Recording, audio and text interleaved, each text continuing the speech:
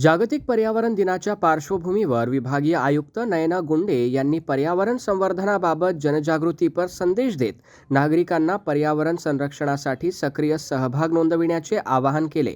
आपल्या बाईटमध्ये त्यांनी वृक्षारोपण, जलसंवर्धन, प्लास्टिकचा कमी वापर आणि स्वच्छता यांसारख्या उपक्रमांचे महत्त्व अधोरेखित केले।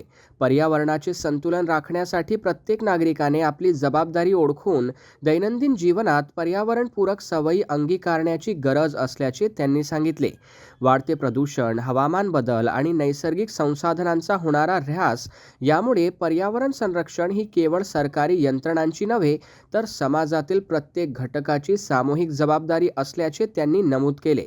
वृक्ष लागवड करून त्यांचे संवर्धन करणे, पाण्याची बचत करणे आणि प्लास्टिक मुक्त वातावरण निर्माण करण्यासाठी सर्वांनी पुढाकार घ्यावा असे आवाहन त्यांनी केले।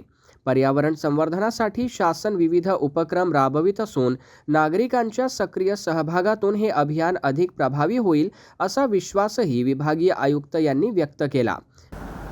नमस्कार, मी नयना गुंडे, विभागीय आयुक्त, अमरावती विभाग। आज दिनांक 5 जून हा जागतिक पर्यावरण दिन आहे आणि महाराष्ट्र शासनाने माझी वसुंधरा हा एक नवीन उपक्रम जाहीर केलेला आहे, ज्यामध्ये पर्यावरणाचे संवर्धन करायचे आहे।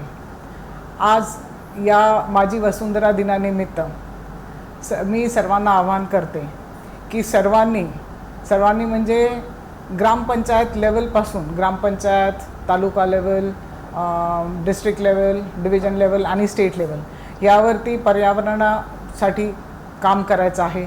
विविध जे उपक्रम आहेत त्याचं योग्य नियोजन करायचं आहे।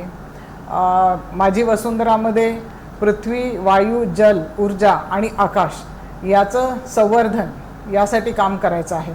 आपल्याला माहीत आहे की क्लायमेट चेंज, ग्लोबल वॉर्मिंग हे दिवसेंदिवस वाढत चाललेलं आहे।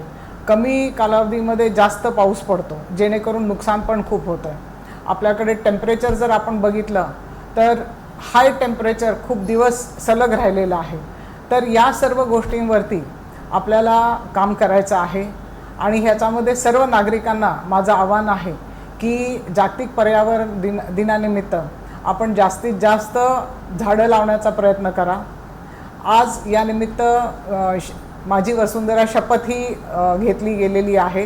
ही शपथ ऑनलाईन पण उपलब्ध आहे, त्याचा QR कोड उपलब्ध आहे आणि सर्वांनी ही शपथ घ्यावी आणि या संवर्धनासाठी काम करावं, हेच मी आवाहन करते। नमस्कार।